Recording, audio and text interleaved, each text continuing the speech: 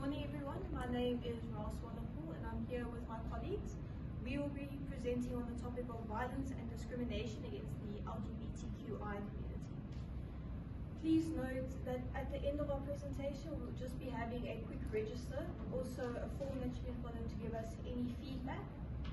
Also just to note that on the form we are complying with the POPI Act, so that's the Protection of Personal Information Act. Just so if you are not comfortable with sharing your personal information with us, you do have the right to not fill in the form. This is cool, by the way. Thank you, ma'am. So this is just a small poster that we have created just to show you what kind of topics we'll be talking about. So we'll be covering the different laws that my apologies, revolve around this specific topic. So in South Africa, the LGBTQI community, which involves people from different not backgrounds, but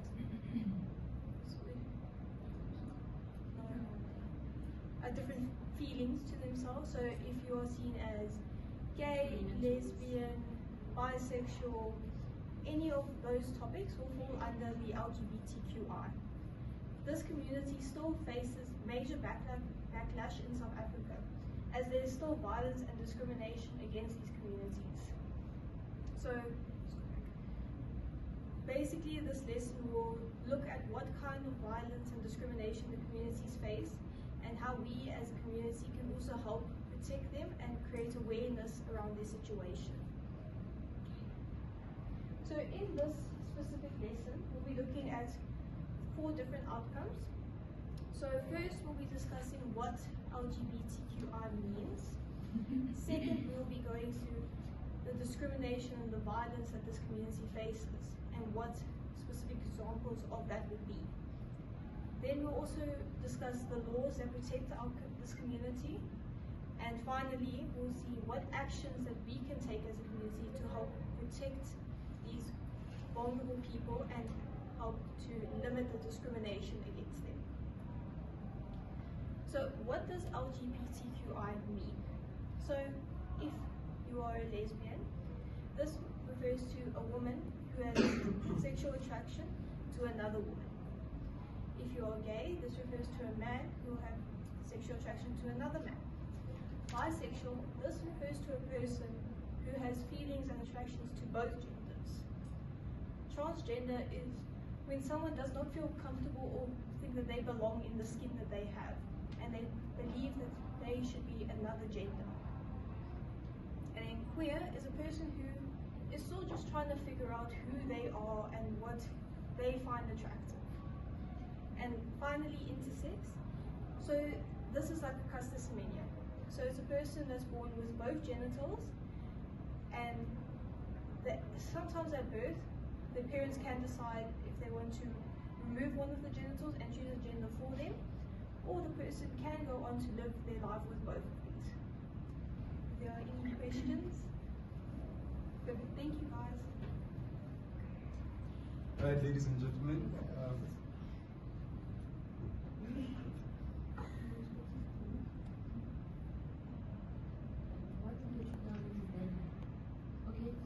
It's Leonie, and I'm going to take you through the rights that the LGBTQ people have and what our constitution says about it. So the constitution is our supreme law of the land, and every person and all the acts and laws should be followed, and if it's against the constitution, it is usually seen as invalid.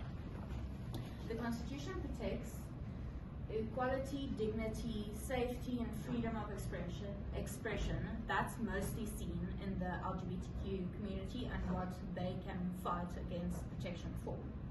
So a small little activity is just a true or false, 2 questions. 1 is being LGBTQ illegal in South Africa? True or false? False. Correct. And does the constitution protect LGBTQ people? Yes. And that is seen with the protections such as equality, dignity, safety, and freedom of expression. The rights and protections. Like I've stated before, the Constitution protects the rights of LGBTQ people, and then more acts came in later along the lines to give them more rights.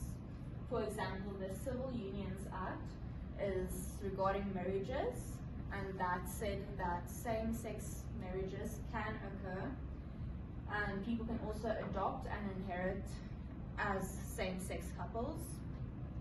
And you cannot attack, deny service, or treat people unfairly just because of who they are as a person or who they identify as. Hate crimes are illegal in South Africa and will be punished with variety depending on how serious the situation was. Cases, if you feel like you've been discriminated against, you can always report it to the Human Rights Commission or the Equality Court, and they will take it from there. Why can it not be reported to any other court? Why the Equality Court specifically? That depends on what you've been discriminated against. If you feel it's because of equality, then you go to the Equality Court. They are more equipped to handle the situation than a normal magistrate's court or a high court. Okay. Say for example, I am gay, lesbian, and I apply for a job opportunity. Me and her. I'm lesbian, she's straight, heterosexual. That's the term that they use. And they give me a position on that basis that I am lesbian, she's heterosexual. And obviously they do not provide her with the reasons for rejecting her for the position. Can she go to the Human Rights Commission or even the Equality Court to challenge the decision of the company? Yes, ma'am, she can, because in the end it's still about equality no matter what community you belong to, even if you're straight, heterosexual. You can even go to the labor court with that sort of scenario and take it up and ask the company to give you reasons for not giving you the opportunity of the job. For preferring me over her. Yes. Okay. Thank you. Continue. The difference between violence and discrimination. Sometimes it feels like there is no difference, but if you look at the wording, there is some slight changes. Violence, we are known for the physical acts of violence, but it can occur emotionally, sexually, and even financially. You can feel that you're being oppressed, even with a partner, financially, and just working from your income and they do not anything. That counts as violence. And discrimination is when someone treats you unfairly because of who you are as a person, if that's race, religion, sexuality, anything, that is the difference between violence and discrimination. The wheel is going to continue from here on out. Alright, ladies and gentlemen. We're going to look at the forms of violence, right? Whereby we look at physical assaults. Physical assaults will be hitting a person, hitting your partner, or hitting someone else, which is a form of violence, right? And a form of physical assault, right? Then we're going to look at sexual abuse as well. Sexual abuse meaning unconsented rape, unconsented sexual act, which is rape, considered rape. Then we look at insults, bullying, and online harassment, right? Which is a form of violence whereby you online and you behind your phone and bullying someone else, not physically, not even looking at the person, but then on a form of a social platform, right? Then we'll be looking at being excluded from cultural and religious events, right? We all are part of different cultures or part of different religions. So when somebody harasses you or when somebody excludes you from a cultural event or a religious event, that is a form of violence because they are violating against your rights as a person, which by everyone has the equal, everyone has equal rights and human dignity. Right, but isn't that a choice though? To say that no, you are gay, please, you can't go and negotiate your war. But now we say you're not equal to that person that can negotiate. Yeah. That's the concept of saying you are excluded from an event which is cultural or religious. Yeah. So you can categorize that or you classify that as violence instead of freedom of choice of the family. Remember, the family can say, look, you can't go negotiate. As much as you can say that it is a choice, right? Everyone has a right. Everyone has a right to a certain choice that they have, right? Yeah. But if I'm looking at it in a term of in a term of legality, right? Yes. I would say that I'm not putting you as an equal person to me. Yeah. If I'm saying because you are a lesbian or because you are part of the LGBT community, I'm excluding you from this. Because you're part of a certain community, I'm excluding you from doing something that means as culture or religion or Yeah. religious. Yeah. So it would be wrong for me to say because you're a certain part of a certain group, you're not included. Yeah. Rather, if I said because you don't have the mental capacity to Mental capacity. You say mental capacity. Yes. Why are you diagnosing that person? let's say Stop entangling yourself. if a person has a mental capacity, right? Yes. Is mentally impaired. This Yes. person does not have the full capacity to be a legal person that can hold can come for a person to represent a person. right? Yeah. So if I'm saying this person because they are mentally ill, they must come and represent me. I mean, I'm tearing myself down to say this person must come because they don't have the mental capacity to stand up for me. Yeah.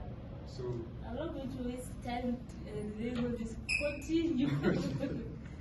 then we come to institutional violence. Institutional violence when I look at officials ignoring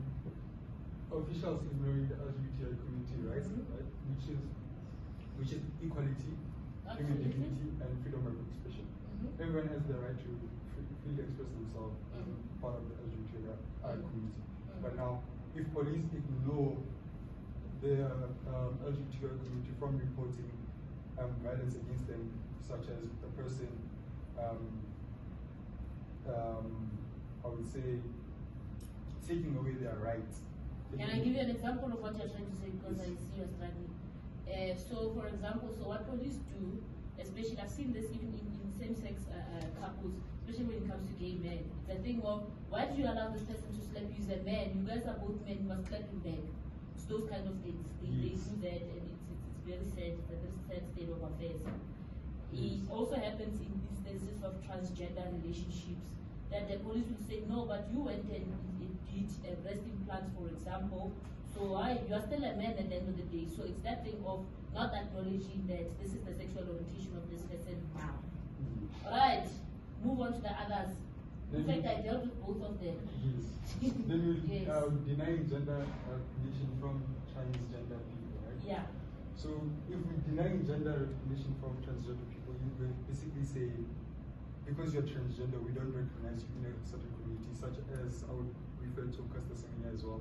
He was in the Olympics days because they saw him as an intersex. They were like, you cannot run in the women's race. Yeah, it must go by the gents. By the gender. So that's gender recognition, which was denied. Right, from then molding or forcing people to change, right? Molding or forcing people to change is me saying because you're a male, you should be male only, or because you're a woman, you should be a woman only, and you should not be part of the LGBTQ community because I find it not to be of recognition to me, Right. which is wrong. So mocking people is wrong, I would say. Alright. Okay. So the solutions and empowerment. And my name is Trevor Trevelyan, and I'll be covering this is roughly the last bit of the topic. So this is really primarily the question is how can we make the community safer for everyone? And the primary of primary tools to achieve that objective is to report bullying and or violence. As you know, the saying goes that you can only change something once someone knows about it, so they can help you to stop it. And support your friends. And it comes back to the previous slide as well. You know, being sympathetic and being understanding of their situation through your support, and also to not use hurtful words, such as, even though it was mentioned earlier, such as the word gay. It can be, you know, especially amongst heterosexual men, it's seen as a joke, but for some it's offensive. So I think the best way to, well, not the, I think, but the best way to go about it is to just not use slurs at all, rather treat the person with dignity and respect, and treat them how you want to be treated, essentially. Even though you might not agree with their lifestyle, they still deserve to be treated with dignity, respect, and empathy. And also to stand up for fairness and equality, as the topic was brought up earlier, with regards to employment. If someone is employed, they're lesbian and the other person is not, you know, you also stand up for equality there by saying, why wasn't I selected, but they were. But then it also can work in the reverse as well. And that also stems in with not using hateful words and supporting your friends and reporting bullying and violence. It's nice. And all of these culminate in that. So if you stand up for fairness and equality, you are upholding, you're reporting bullying and violence. And I think the best process to do that is, if it happens on campus, you go to maybe the head of the faculty that you're studying at to seek advice where to go to from there, and through that you can create a more fair society where people don't feel afraid to feel safe. I don't feel afraid to be safe and to be all treated with dignity and respect. Yeah, any questions? And thank you for the time. The financial violence, you said where can we report that?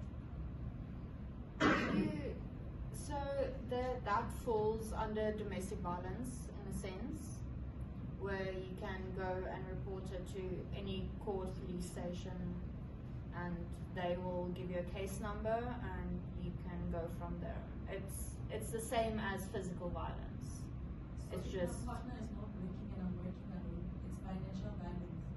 No. not in that sense. If you're the only one working and they do not help with anything in the house, they don't take care of the house while you're working or taking care of the kids, whatever your situation is, and you finance their entire life, that can in the end form part of financial violence. So does it apply only if we're married? No. Even if it's my boyfriend? Yes. Can I make an example? Maybe an example. Let's say we're in a relationship, right? Then I'm used to giving you money to take care of your hair, for example, right? And you used to be dependent on me with your hair. Then I take that because I'm angry at you. That is a form of violence. Because I'm taking away something that I used to give you. That's seen as a form of violence. Yeah, it's basically weaponizing whatever resource that he has against you. Why are you guys doing hair in my class with a dog? So that's basically what happens. So for example, whatever resources that he has, and he knows that you are dependent on that, and you have, basically he created that dependency. And suddenly, because you did something that he did not like or appreciate, now he basically takes that away. Now you are put in a position where you basically have to beg for something that you wouldn't ordinarily beg for on a month to month. Yes. Does that also apply to our parents?